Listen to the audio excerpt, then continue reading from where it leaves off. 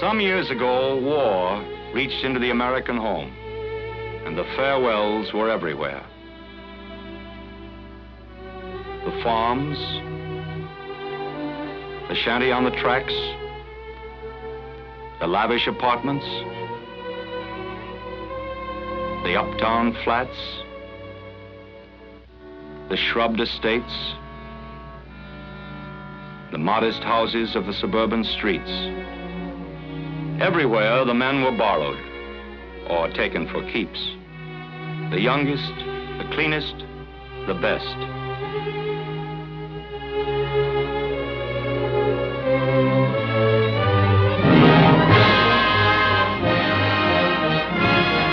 Each man went into battle in his own way to do his own job. More than half of them saw combat service.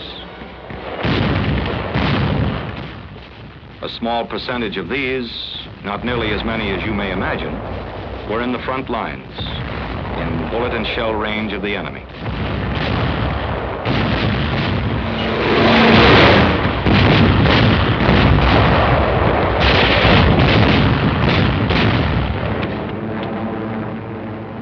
For anyone of this latter group, a very special experience. He was, at any moment, expendable.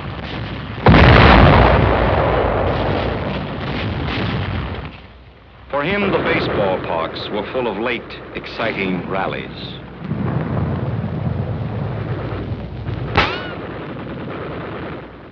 For him, the beach parties were not as pleasant as they had been a few summers before.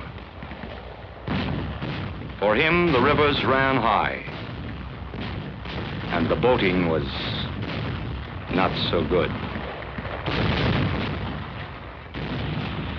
For him, the flight decks were not as wide as the fields of Texas.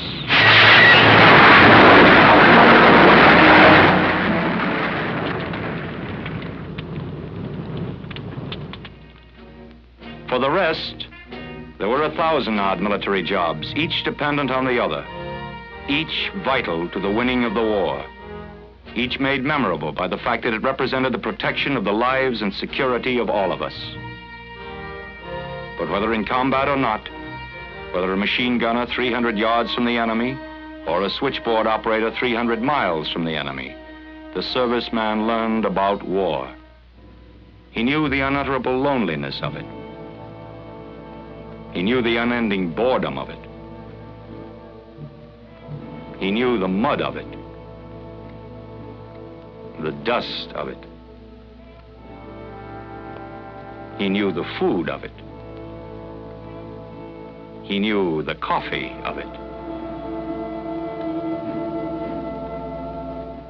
Whether in the heat of the equator or the cold of the Arctic, through it all he worked and waited and suffered and endured. Until one day he heard the bells of peace, turned his back on the darkened battlefields, and raised his arms to the bright, new future.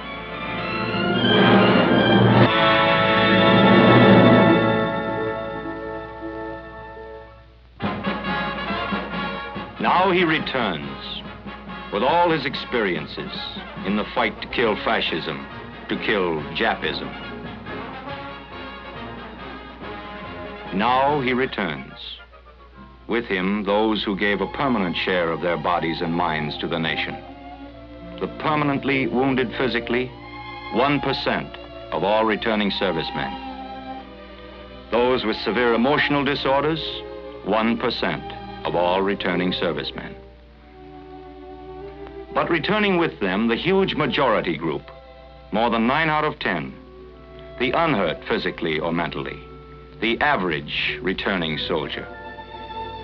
It is of him we speak, of this average soldier, that we report on the questions, has he changed? What has he learned? What does he want? Has he been brutalized by war? Can he readjust to the life and times of a civilian? Readjust?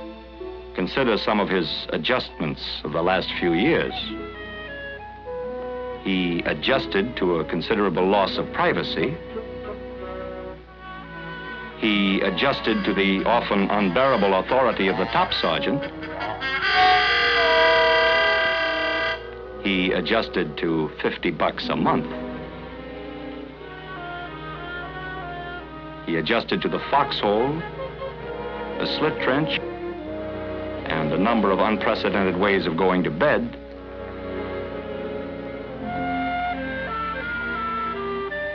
He adjusted to plenty.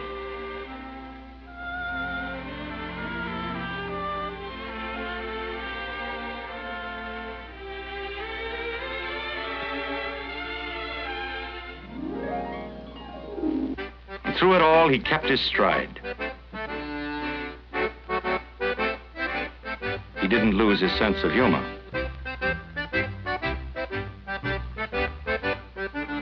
He brought the touch of the Connecticut Yankee to the banks of the Rhine. He ran a country fair in India.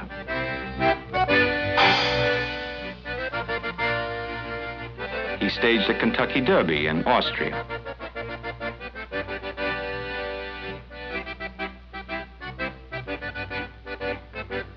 He relaxed in the luxurious resorts of Europe and went night clubbing in the islands of the Pacific. In England, he learned about rugby.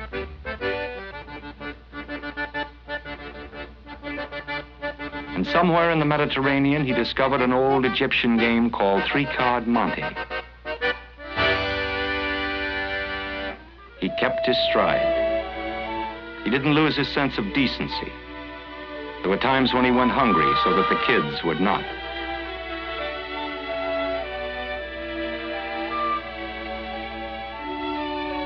He was an ambassador to the children of the world. Let those who worry about his painful readjustment to civilian life remember his adjustment to war.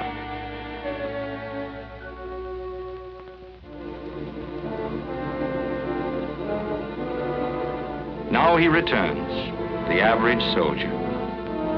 Has he been brutalized by war? Listen to a very angry army chaplain. Brutalized? That means, is this war going to breed a generation of hoodlums and gangsters who hold life cheaply? I've seen killing, but I've never met an American soldier who liked it.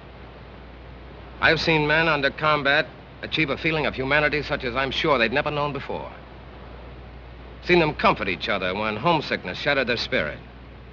Laugh together over common discomforts. Cry unashamedly when their comrades died. And without hesitation offer the final sacrifice. The risk of their lives to save another man's life. I saw democracy overseas as it's only talked about at home. There were no foxhole penthouses for the wealthy. No restricted areas for white Christians only. Brutality is something more than a surface matter revealed by rough beards, bloodshot eyes, strong language, torn clothes, muddy bodies. Real brutality is lack of imagination, a disregard for the rights of others, the very things we've been fighting to destroy. If there's any suspicion that returning soldiers are not fit for our civilization, I can only say it's an indictment of our civilization, not of the soldiers. What did the average soldier learn in the Army? Well, among other things, he learned a certain self-reliance, a certain resourcefulness. There were washing machines made in wondrous ways.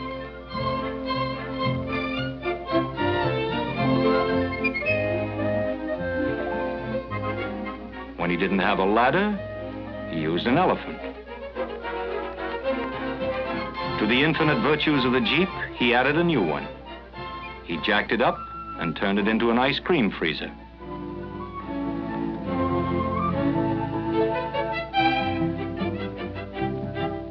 And when his life depended on it, he used a parachute for an air brake.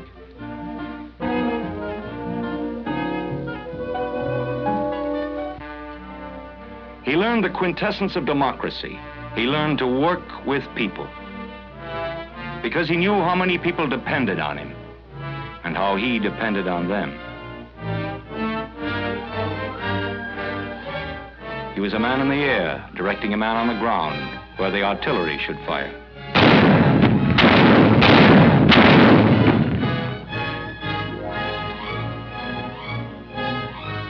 He was a man on the ground, directing a man in the air where to drop his bombs.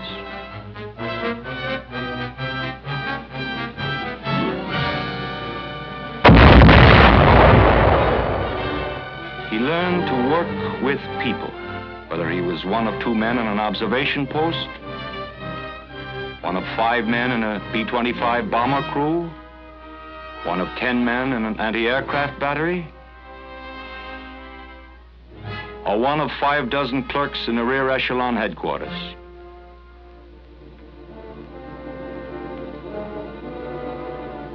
Has he changed? Listen to a very calm war correspondent. Sure, I suppose he's changed. Say, he may have left home a mama's boy. I doubt that he'll be coming back that way. Chances are he'll seem a lot older, more thoughtful. He'll wonder about things, question things a good deal more. You don't go through hell and high water and stay unchanged. You don't see your friends die or badly hurt and stay the same. Yes, he's changed in many ways, but they're good, sound ways. By and large, he's in better physical condition. He's got a lot of know-how, technical skill and common sense that he didn't have before, and he's more mature. And here's something, he's more stable. He's had his belly full of adventure and violence, enough to last him for the rest of his life. But the face is the same, and you'll find the heart is the same. He hated war from the beginning, and he hates it more now.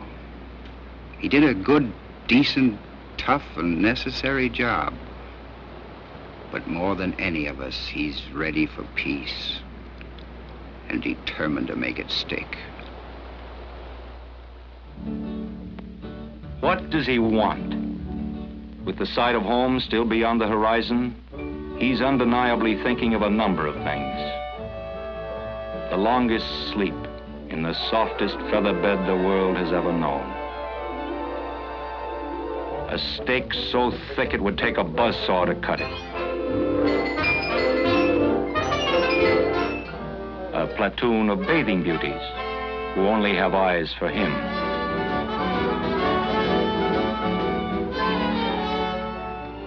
But when the idle dream has drifted, most of all, the average soldier, sailor, Marine, Coast Guardsman wants simply to be an average civilian.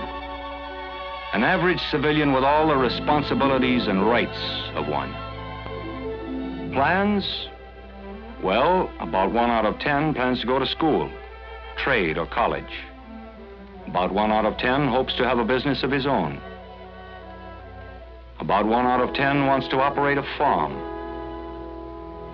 But for the great preponderant majority, the basic need and the fundamental desire is a job. Over 2/3 of the men getting out of the Army want a job. 8 out of 10 of these want to work in the same state they came from. Many more than half of them want different jobs than they held before. And almost all of them want a job characterized not so much by the big money as by permanence, by security. And don't think the average serviceman comes out of the war able only to fire a rifle or crawl on his belly.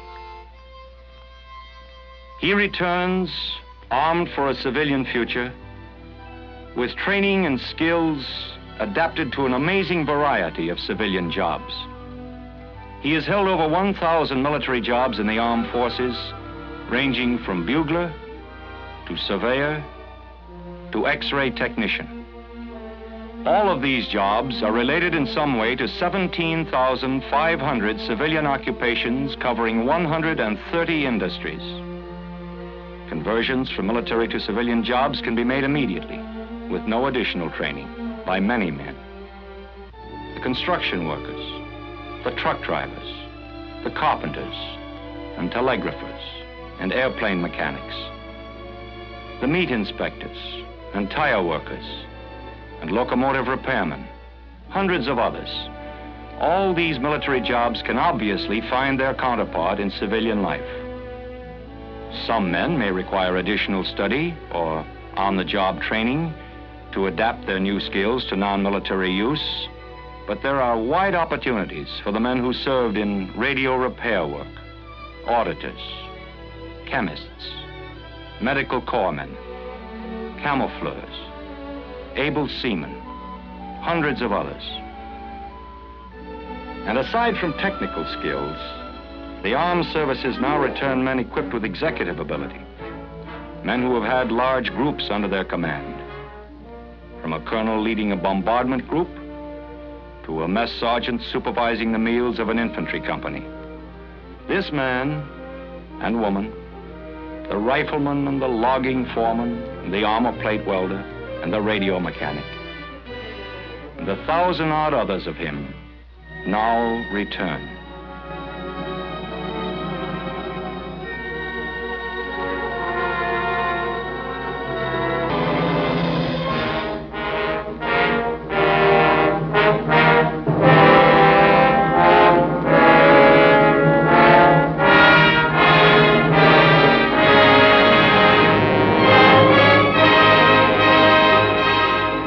To the American home, with welcome and well done everywhere. And what does he want? Most of all, he wants a job. Not a handout, not sympathy, not hero worship, but one of the things he fought for, the thing he returns for, a stake in the American future. He returns with a new sense of responsibility, of initiative, with new skills acquired, with old skills sharpened. As he returns from the wars, he represents, once again, the best of America. 12 million men and women returning to civilian life. The greatest asset, the most capable potential group of workers, businessmen, farmers, students, citizens the nation has ever known.